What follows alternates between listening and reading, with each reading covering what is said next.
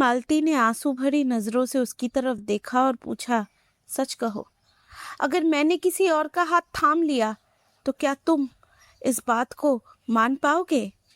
क्या ये बात तुमसे बर्दाश्त होगी कि मैं किसी और की पत्नी हूं? मुकुंद इस सवाल का जवाब जानता था, लेकिन वो ये भी जानता था उसका दिया हुआ एक जज्बाती जवाब उन दोनों की जिंदगी में तूफान ला सकता है। उसने और कुछ नहीं कहा, बस उसके सर पर हाथ रखा और कहा, हो सके तो मुझे भूल जाना। हो सके तो ये भूल जाना कि कभी हम दोनों ने एक दूसरे से कोई वादे किए थे। हम दोनों का रिश्ता शायद यही तक था और मुझे उम्मीद है कि आगे हम कभी नहीं मिलेंगे। लिफाफे पर अपना नाम बड़े बड़े अक्षरों में लिखा देखकर मुकुंद को अभी भी यकीन नहीं हो रहा था। इसीलिए लिफाफा खोलने से पहले उसने एक दो बार और अपना नाम लिफाफे पर पढ़कर देखा। फिर धीरे से, बहुत सावधानी से उसने लिफाफा खोला और अंदर से अपना अपॉइंटमेंट लेटर निकाला। उसे बार बार पढ़ा। जब उसे तसल्ली हो गई कि उसके सामने कोई कोरा कागज नहीं है या ये कोई सपना नहीं है, तभी आखिरकार उसकी आंखों में खुशी के आंसू छलक आए। 3 साल, 3 साल इस चिट्ठी को पाने के लिए उसने मेहनत की, अपना दिल मारकर सिर्फ पढ़ाई की। जब उसके दोस्त अपनी जिंदगी मजे से जी रहे थे, तब वो यहाँ एक छोटे से कमरे में बैठकर सिर्फ अपनी पढ़ाई कर रहा था। आखिरकार उसे अपनी इस मेहनत का फल मिल गया। आखिरकार उसकी सरकारी नौकरी लग गई। वहां मुकुंद की जिंदगी बदल गई और यहाँ मुरारी काका और भास्कर राघव और सिया के प्रेम कहानी की बात कर रहे थे। भास्कर ये सुनकर काफी हैरान था कि सिया के पिता आखिरकार राघव और सिया के रिश्ते को एक मौका देने के लिए तैयार हो गए हैं। वैसे तो उनसे भास्कर की बस एक बार मुलाकात हुई थी, लेकिन उसी मुलाकात में वो समझ गया था कि सिया के पिता बहुत ही कड़क मिजाज के हैं। उनकी तरफ से ग्रीन सिग्नल मिलना कोई आसान बात नहीं थी। जब वो दोनों इस चीज के बारे में बात कर ही रहे थे, तभी पीसीओ के दरवाजे को हल्का सा धक्का देकर अंदर आया मुकुंद। उसको देखकर मुरारी काका समझ गए कि कोई खुशी की खबर है। कैसे नहीं समझते, उसका चेहरा खुशी से चमक जो रहा था। मुरारी काका ने मुकुंद से पूछा, अरे बेटा, बड़े खुश लग रहे हो, क्या बात है? मुकुंद फौरन से बोल पड़ा, काका, मेरी सरकारी नौकरी लग गई है। ये सुनते ही मुरारी काका खुश हो गए और उन्होंने कहा, अरे वाह, तुम तो इसके लिए बहुत मेहनत कर रहे थे। चलो, बहुत अच्छी बात है। अब मिठाई कब खिला रहे हो? मुकुंद ने कहा, हाँ हाँ काका, आपको क्या, सबको मिठाई खिलाऊंगा, लेकिन पहले जरा घर वालों को फोन करके ये खुशखबरी दे दूं। मेरे लिए वो बहुत चिंता करते हैं और मेरे लिए उन्होंने बहुत कुछ किया भी है। मुरारी काका ने सहमति में सर हिलाया और कहा, ये बात तो सही है बेटा, खुशी और गम में परिवार ही हमारा साथ देते हैं। ठीक है, पहले तुम उनसे बात कर लो, फिर हम इस बारे में बात करेंगे। मुकुंद मुस्कुराया और वो पीसीओ की तरफ गया और फिर अंदर घुसते ही उसने दरवाजा बंद कर लिया। जब मुकुंद अपने परिवार वालों को ये खुशखबरी दे रहा था कि आखिरकार उसकी सरकारी नौकरी लग गई, तभी एक जवान लड़की मुरारी काका के पीसीओ के अंदर आई। उसकी उम्र मुश्किल से 22 या 23 साल होगी। मुरारी काका उसे पहले से जानते थे, तो उन्होंने उसका हालचाल पूछा। उस लड़की ने भी बताया कि सब कुछ ठीक है। फिर उस लड़की ने बोला, काका, बुआ को दिल्ली में ट्रंक कॉल करना है, कॉल बुक करने आई हूँ, अभी हो जाएगा क्या? मुरारी काका ने पीसीओ की तरफ देखा। उनकी नजरों को देखते हुए उस लड़की की नजरें भी वहां चली गई। एक लड़का उसकी तरफ पीठ किए हुए फोन पे किसी से बात कर रहा था। मुरारी काका ने कहा, हाँ हो जाएगा, पहले इसकी बात हो जाने दो, फिर तुम्हारा कॉल बुक हो जाएगा। वो लड़की मान गई और फिर उसने बैग में से एक पर्चा निकाला वो पर्चा निकालकर उसने मुरारी काका की तरफ दे दिया और खुद जाकर बेंच पर बैठ गई। उसे ज्यादा लंबा इंतजार नहीं करना पड़ा। लगभग 5 मिनट बाद पीसीओ के कैबिन के अंदर से वो लड़का बाहर निकला और जैसे ही उस लड़की ने उसको देखा तो उसकी सांसें रुक गई। इधर मुकुंद ने पैसे देने के लिए अपनी जेब में हाथ डाला और तभी उसे एहसास हुआ कि किसी की नजरें उस पर है। जैसे ही उसने सामने देखा और मालती को अपने सामने बैठा हुआ पाया तो उसके होश उड़ गए। मालती जो उसके अतीत का हिस्सा थी, मालती जिसके साथ उसने न जाने कितने सपने देखे थे, आज वो उसके सामने बैठी हुई है। उन दोनों का एक अतीत था जिसमें कई सवाल थे, जिन सवालों के जवाब उन दोनों को कभी नहीं मिले, या यूं कहा जा सकता है कि उन सवालों के जवाब ढूंढने की उन दोनों ने कभी कोशिश नहीं की। मालती को देखकर लग रहा था जैसे उसे बहुत बड़ा सदमा लगा है। सदमा मुकुंद को भी लगा था, लेकिन वो ये भी जानता था कि यहाँ पर कोई तमाशा करने का कोई मतलब नहीं। आखिरकार अगर यहाँ तमाशा हुआ तो आज मालती की इज्जत पड़ाएगी और मुकुंद ने कभी नहीं चाहा कि उसकी वजह से मालती की इज्जत पर आ जाए।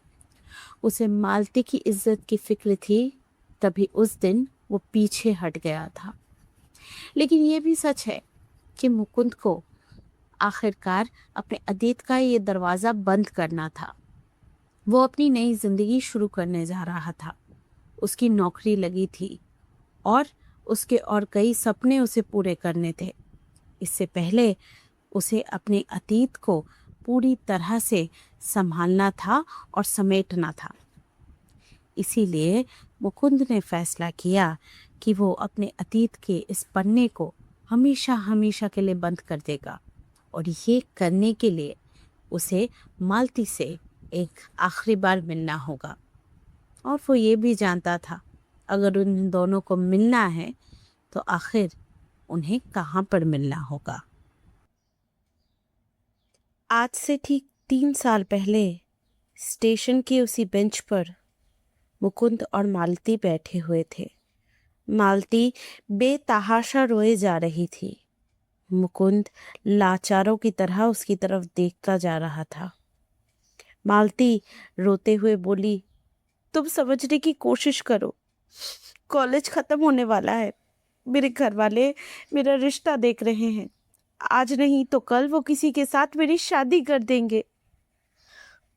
मुकुंद ने उसे समझाने की कोशिश की। मैं तुम्हारी बात समझ सकता हूँ, लेकिन तुम भी मेरी बात समझो। तुम जो कह रही हो वो नहीं हो सकता। तुम चाहती हो मैं तुम्हारा हाथ पकड़कर अभी भाग जाऊं, लेकिन ये मुमकिन नहीं है। मैं अपने घर का एक लौता बेटा हूँ। मेरे घर के हालात भी कुछ ठीक नहीं है। और मान लो अगर तुम्हारी बात मानकर मैं तुम्हें लेकर भाग भी गया तो खिलाऊंगा क्या? मेरे पास एक नौकरी तक नहीं है। काम के नाम पर 1 या 2 ट्यूशन है मेरे पास। उससे घर नहीं चलते माला। मालती रोकर बोली, मैं रूखी सूखी रोटी खाकर भी तुम्हारे साथ रह लूंगी, लेकिन मुझे इस तरह से छोड़कर मत जाओ। मुकुंद बहुत देर से मालती को समझाने की कोशिश कर रहा था। अब उसे गुस्सा आ गया। उसने कहा, मैं तुम्हें कब से समझाने की कोशिश कर रहा हूँ, तुम समझती क्यों नहीं? अरे ये किसी फिल्म की कहानी नहीं है कि हमने एक दूसरे का हाथ पकड़ा और भाग गए। तुम ये चाहती हो कि मैं तुम्हारे परिवार वालों के सामने जाकर हमारे रिश्ते की बात करूं।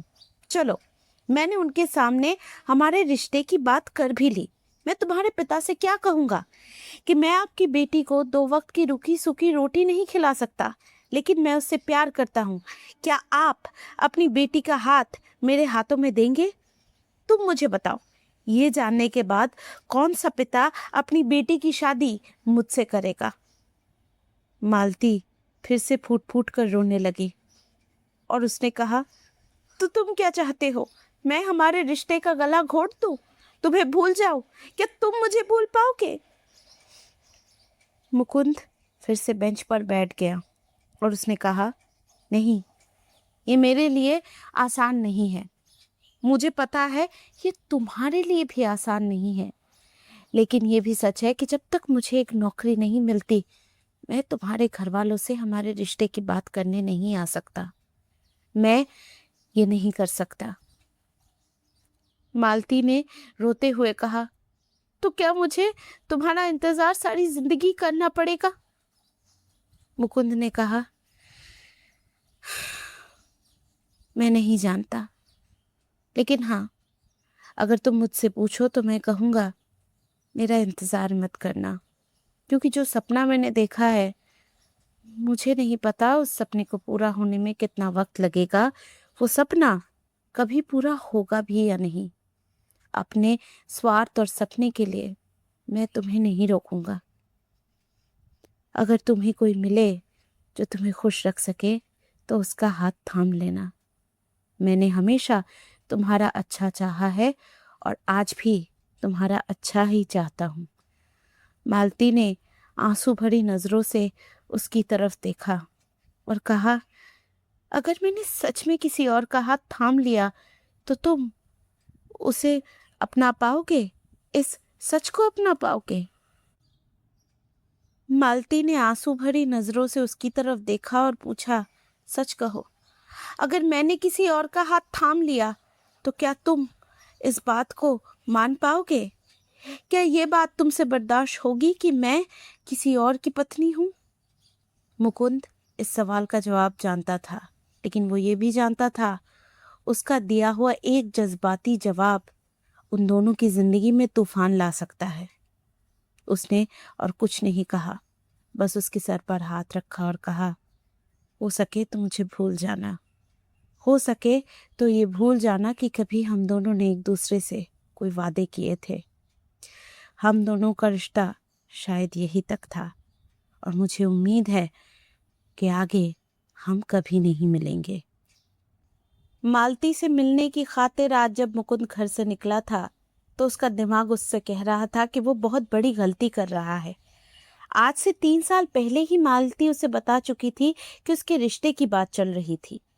ये बात सही है कि जब उसने उसे मुरारी काका के पीसीओ पर देखा, तो उसे देखकर ये तो नहीं लग रहा था कि उसकी शादी हो चुकी है, लेकिन उसने किसी से सुना था कि कहीं मालती के रिश्ते की बात चल रही है। ऐसा मुमकिन है कि अब तक मालती की सगाई हो चुकी हो, उसका रिश्ता कहीं पक्का हो चुका हो। ऐसे में मुकुंद का उससे यूं मिलना ठीक नहीं है। और उसे ये भी तो नहीं पता कि मालती उससे मिलने के लिए स्टेशन पर इंतजार करेगी भी या नहीं। वो बस अपने दिल की आवाज सुनकर घर से निकला है। उसका दिमाग उसे बार बार उसके कदम वापस मोड़ने को कह रहा था, लेकिन उसका ये कमबख्त दिल वो उससे बार बार यही कह रहा था कि वो दिमाग की ना सुने। एक आखिरी बार वो मालती से मिल ले। पिछली बार तो उसने मालती को कुछ कहने का मौका तक नहीं दिया था, लेकिन कम से कम इस बार तो उसे मालती को मौका देना ही चाहिए। यही सोचकर दिल और दिमाग की इस लड़ाई को एक तरफ रखते हुए उसने दिल की बात सुनी और मालती से मिलने के लिए वो स्टेशन पर चला गया। जब मुकुंद स्टेशन के रास्ते पर था, तो उसे पुराने दिन याद आ रहे थे। उसे याद था कि कैसे वो और मालती एक साथ कॉलेज से निकला करते थे। पहले मुकुंद स्टेशन पहुंच जाया करता था और उस बेंच पे जाकर बैठ जाता था। फिर मालती थोड़ी देर बाद आकर बेंच पर बैठ जाती थी। वो दोनों एक दूसरे के आसपास नहीं बैठते थे। उन दोनों के बीच दूरी हुआ करती थी। बैठकर वो दोनों चुपचाप अपनी ट्रेन का इंतजार किया करते थे। एक दूसरे से वो कुछ बोलते नहीं थे, लेकिन कभी कभी मालती शर्मा कर उसकी तरफ देख लिया करती थी, तो मुकुंद उसकी तरफ देखकर मुस्कुरा लिया करता था। वो एक दूसरे को नोट्स दे दिया करते थे। उन नोट्स के अंदर एक दूसरे के लिए वो खत भी लिखा करते थे। बड़ा अजीब था उनका रिश्ता, जहाँ लफ्ज़ों की ज़रूरत नहीं पड़ती थी, जहाँ खामोशी लफ्ज़ों से ज़्यादा मायने रखती थी। आज भी वो दोनों खामोश बैठे थे। यूं तो हमेशा मुकुंद मालती से पहले ही स्टेशन पहुंच जाया करता था। उसने यही सोचा था कि आज भी ऐसा ही होगा, लेकिन ऐसा हुआ नहीं। मालती आज उससे पहले पहुंच गई थी। पता नहीं आज ईश्वर को क्या मंजूर था। दूसरे दिन के मुकाबले स्टेशन थोड़ा खाली था आज। वैसे ये उन दोनों के लिए अच्छा ही था। अगर किसी को पता चल जाता वो दोनों यूं मिल रहे थे तो इससे बदनामी हो सकती थी। मुकुंद को अपनी तरफ आता हुआ देखकर मालती का चेहरा खिल गया। उसकी आंखों में एक चमक आ गई। उसे देखकर लग रहा था मानो न जाने कितनी सारी बातें उसने अपने अंदर दबा कर रखी हैं। आज अपने सारे जज्बात वो खुलकर बता देगी। लेकिन उसके सारे सपने पल भर में टूट गए जब मुकुंद बेंच की तरफ आया, लेकिन उसकी तरफ मुंह करके नहीं बैठा बल्कि उसकी तरफ पीठ करके दूसरी तरफ बैठ गया और खुद ही बोलने लगा। इससे पहले कि मालती कुछ कह पाती, मुकुंद ने कहा, मैंने सुना कहीं तुम्हारे रिश्ते की बात चल रही है। अब तक तो रिश्ता तय भी हो चुका होगा। तुम्हें अपनी शादी की बहुत बहुत मुबारकबाद। मैंने सोचा कि मेरे नौकरी मिलने की खबर मैं तुम्हें दे दूं। तुम किसी और से ये खबर सुनती तो शायद तुम्हें बुरा लगता, इसीलिए मैं ये खबर देने तुम्हें खुद आया हूँ। आखिरकार मेहनत से मैं जो पाना चाहता था मैंने पा लिया। लेकिन मेरी किस्मत देखो, मेरे हाथों से मेरी मोहब्बत छूट गई। तुम ये मत समझना कि तुम किसी और से शादी करोगी तो मेरे दिल से तुम्हारे लिए कभी बद्दुआ निकलेगी। जो बात मैंने उस दिन कही थी वो मैं आज भी कह रहा हूँ। मैं चाहता हूँ कि तुम बस खुश रहो। बस आज तुम्हें मुरारी काका के पीसीओ पर देखकर न जाने ये अरमान दिल में क्यों जागा कि एक आखिरी बार मैं तुमसे मिल लूं। लेकिन सच कहूँ मालती, तुमसे नजरें मिलाने की मेरे अंदर अब हिम्मत नहीं बची। अब हमारे रिश्ते को हमें ख़त्म कर देना चाहिए। उस दिन मैंने ये बात कही तो थी, लेकिन दिल से कोई ना कोई तार तुम्हारे साथ जुड़ा हुआ था। लेकिन अब ये सही नहीं लगता। मैं बस आज आखिरी बार तुमसे मिलने आया था। तुम्हारा चेहरा मैंने देख लिया और मैं अपने दिल में और अपने जहन में हमारी मुलाकात के इन आखिरी पलों को हमेशा सजा कर रखूंगा। मुकुंद ये बातें जब कर रहा था तो उस वक्त उसकी आवाज जिस तरह से भर आ रही थी, उससे मालती को साफ पता चल रहा था कि मुकुंद ये बातें सिर्फ कहने के लिए कह रहा है। उसका दिल अंदर से छल्ली हो रहा है। मालती उससे बहुत कुछ कहना चाहती थी, उसे बहुत कुछ समझाना चाहती थी, इसीलिए उसकी पीठ की तरफ मालती ने हाथ बढ़ाया। लेकिन इससे पहले कि वो उसे छू पाती, मुकुंद उठकर खड़ा हुआ और उसकी तरफ बिना देखे सामने की तरफ चलने लगा। मालती उसे रोकना चाहती थी, चीख कर उसका नाम पुकारना चाहती थी, लेकिन हाय रे मालती की शर्म, वो कुछ न कह सकी। वो बस उसे जाता हुआ देखती रही। जिंदगी ने मालती को 2 मौके दिए थे ताकि वो मुकुंद से अपनी बात कह सके, लेकिन इन दोनों मौक़ों पर वो चुप रह गई और उसकी इसी कमज़ोरी ने उसकी प्रेम कहानी का अंत कर दिया। मालती ने आंसू बहाए और रोते रोते इस बात को कहीं ना कहीं मान लिया कि उनकी प्रेम कहानी कभी अंजाम तक नहीं पहुंच सकती। वो दोनों लाख चाहें मगर कभी एक नहीं हो सकते। दिन उन दोनों को देखकर ही भास्कर को थोड़ा सा शक हुआ था। जिस तरह से वो दोनों एक दूसरे को देख रहे थे, उससे ये पता चल रहा था कि उन दोनों की कोई पुरानी दास्तान है। और फिर जिस तरह से उस लड़के के जाने के बाद वो लड़की भी थोड़ी देर बाद पीसीओ से निकल गई, ये बात साफ दर्शाती है कि उन दोनों के बीच कोई ना कोई रिश्ता तो है। लेकिन उन दोनों के बीच कौन सा रिश्ता है, ये जानने की उत्सुकता भास्कर के अंदर होने के बाद भी वो मुरारी काका से इस बारे में कुछ पूछ नहीं सकता। आखिर छोटा सा शहर है, अगर किसी को इस बारे में पता चल गया तो लड़की की बेकार में बदनामी हो जाएगी। भास्कर इन सब चीजों के बारे में बैठकर सोच रहा था, तभी मुकुंद अंदर आया। उसने मुरारी काका से कहा, काका मैं आपसे आखिरी बार मिलने आया हूँ। ये बात सुनकर मुरारी काका बड़े हैरान हुए। उन्होंने पूछा, आखिरी बार? लेकिन आखिरी बार क्यों? क्या हुआ बेटा? उसने कहा, काका नौकरी मिल गई है, अब मैं घर जाना चाहता हूँ। घर वालों के साथ थोड़ा वक्त बिताऊंगा, फिर वहीं से जहाँ की पोस्टिंग है वहाँ के लिए निकल जाऊंगा। उसकी ये बात सुनकर भास्कर ने कहा, अच्छा, मिठाई न खिलानी पड़े इसलिए भाग रहे हो मुकुंद बाबू। मुकुंद ने कहा, अरे कहाँ भाग रहा हूँ, मैं आज थोड़े ही जा रहा हूँ, मैं परसों निकल रहा हूँ। आज शाम को आप सबको मिठाई खिला दूंगा, चिंता मत कीजिए। मुकुंद वहां से ये बात कहकर जाने वाला था। भास्कर ने थोड़ा सोचा और समझा कि यही मौका है। अचानक उसने मुरारी काका से पूछ लिया, काका, वो जो लड़की आई थी उस दिन, वो किससे बात करना चाहती थी? मुरारी काका थोड़ा हैरान हुए। भास्कर को यूं तो दूसरों के बारे में सवाल पूछने की आदत थी नहीं, लेकिन जब उसने ये सवाल पूछा तो मुरारी काका ने कहा, अरे तुम्हारे सामने ही तो उसने अपनी बुआ से बात करने के लिए ट्रंक कॉल बुक किया था, फिर क्यों पूछ रहे हो? भास्कर ने कहा, बस ऐसे ही। मालती का जिक्र सुनते ही ना चाहते हुए भी मुकुंद रुक गया। भास्कर ने उसे देखा और फिर कहा, अ, वो अपने मामा के घर में रह रही है ना?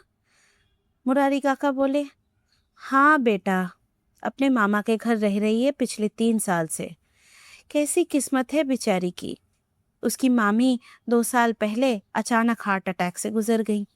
फिर उसके मामा जी को लकवा मार गया।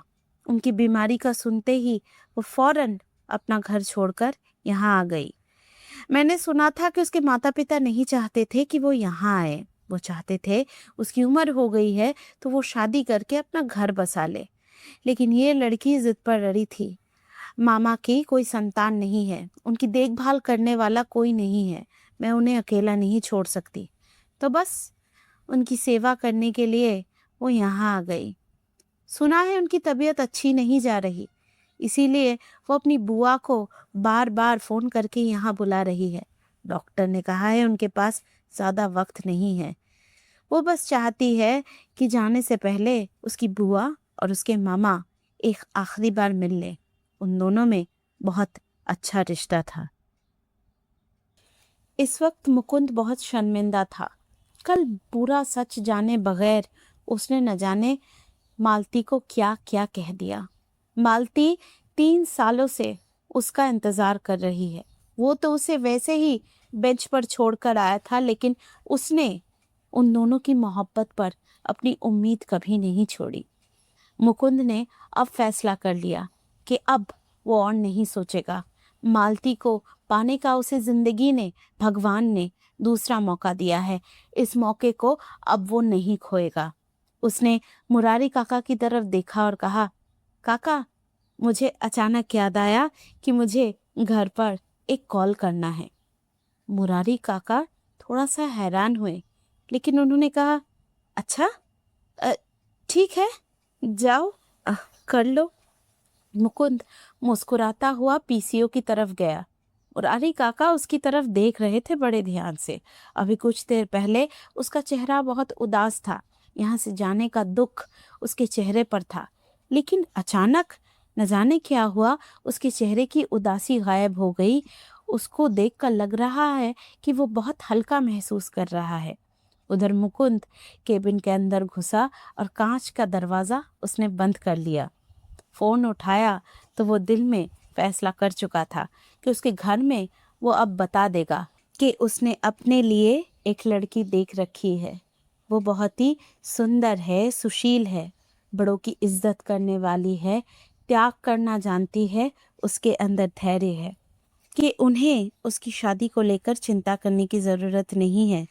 उसे एक ऐसी लड़की मिल गई है जिसके अंदर त्याग करने की हिम्मत है, जिसके अंदर धैर्य है, जो उसे और उसके घर को अच्छे से संभाल सकती है। और सबसे बड़ी बात, ये वो लड़की है जिसके बगैर मुकुंद अपनी ज़िंदगी किसी और के साथ सोच भी नहीं सकता। इस कहानी में आखिर तक मेरे साथ बने रहने के लिए आप सबका बहुत बहुत शुक्रिया। अगर आपको ये कहानी पसंद आई हो तो इस वीडियो को एक लाइक कर दें और अपनी जान पहचान वालों के साथ इस वीडियो को शेयर कर दें। अगर ऐसी ही कहानियाँ सुनना आपको पसंद है तो मेरे चैनल को सब्सक्राइब कीजिएगा। फिर आपसे मुलाकात होगी ऐसी ही किसी और कहानी के साथ। तब तक खुश रहिए और इसी तरह कहानियाँ सुनते रहिए।